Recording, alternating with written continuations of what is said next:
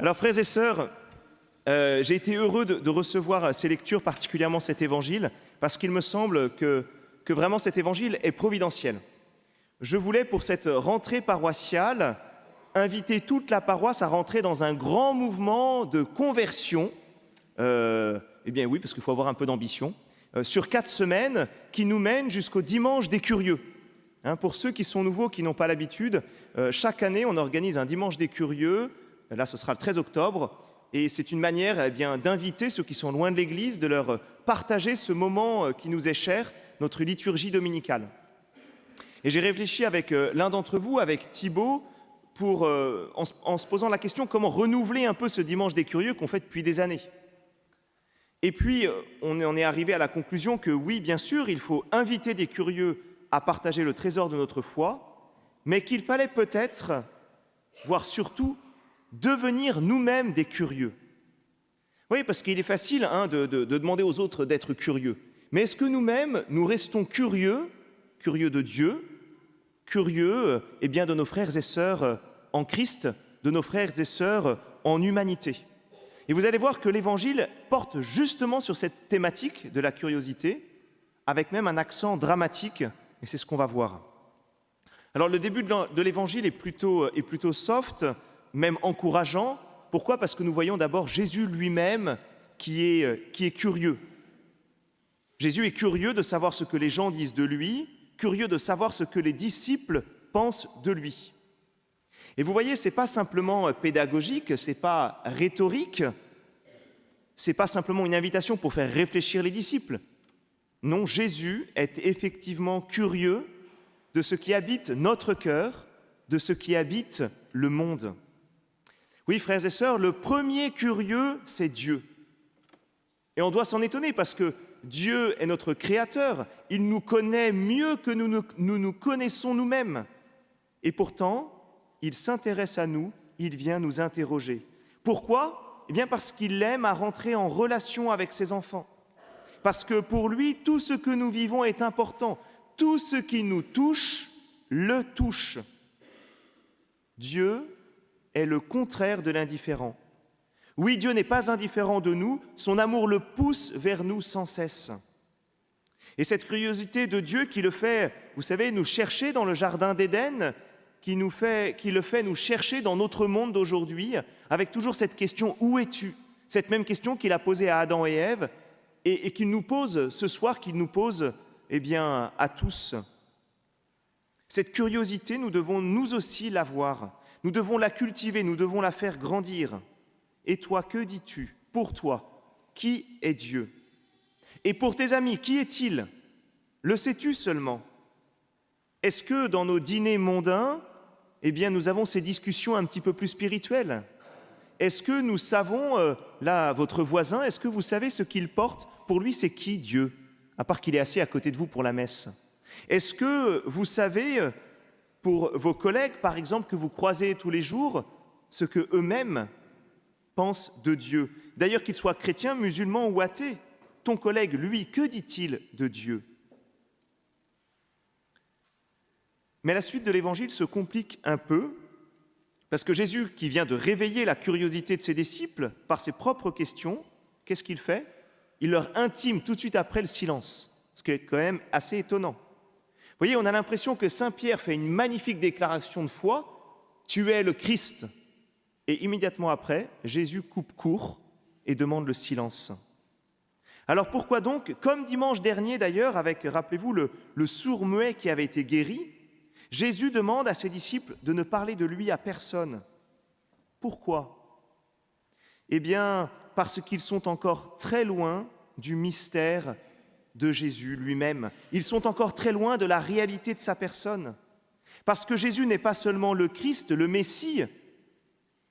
Non, il est sauveur, mais pas du tout à la manière d'un roi humain qui va débarquer avec son armée. Alors non, les disciples sont à des années-lumière du mystère de la croix.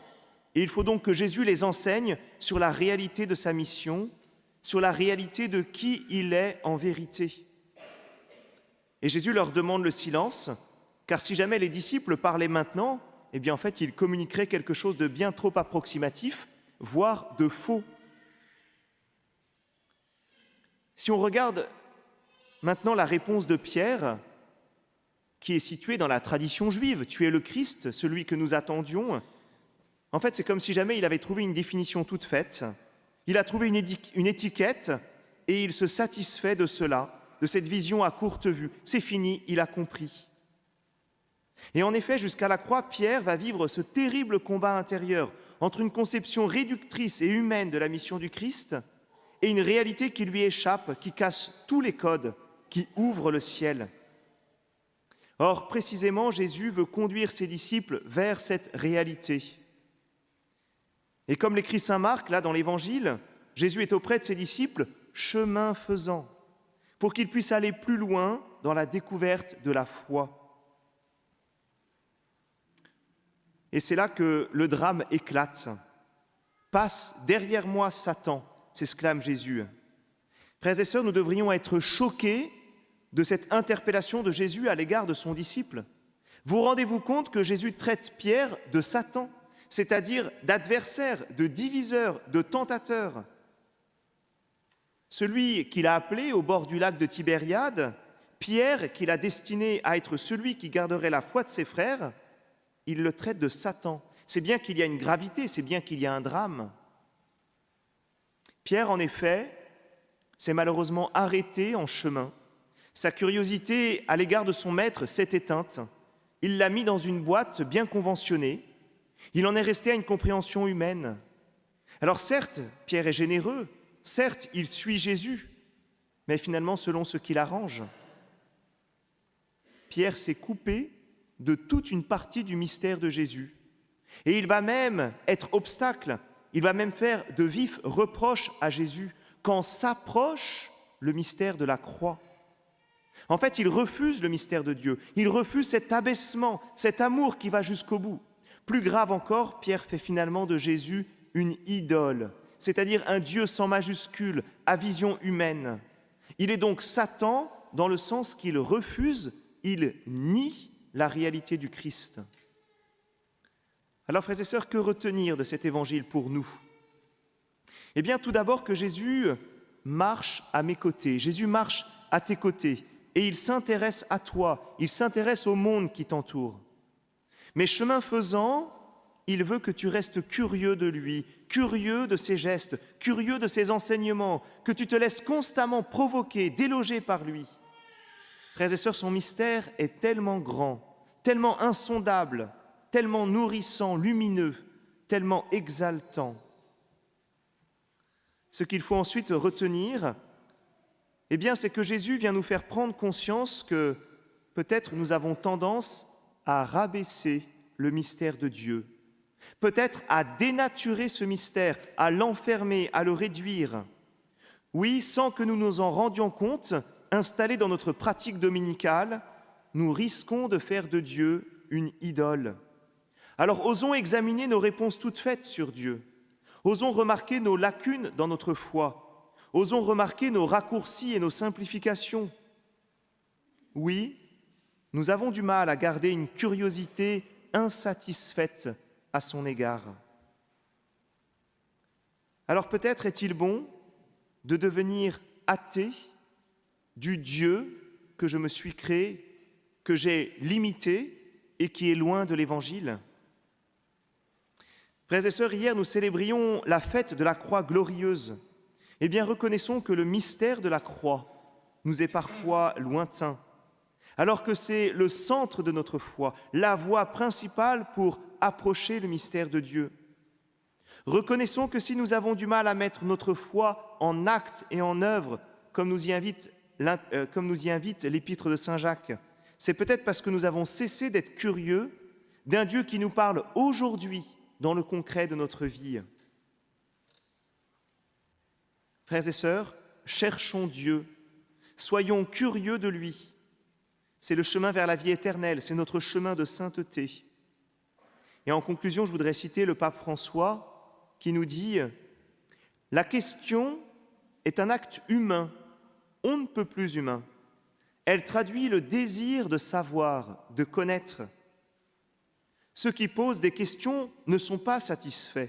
Ceux qui posent des questions sont animés d'une agitation qui pétille comme un symptôme de vitalité. Ceux qui ont réponse à tout ne s'interrogent sur rien. Ils pensent détenir la vérité dans leur poche, tel un stylo prêt à l'emploi. Dieu aime les questions, il les aime véritablement.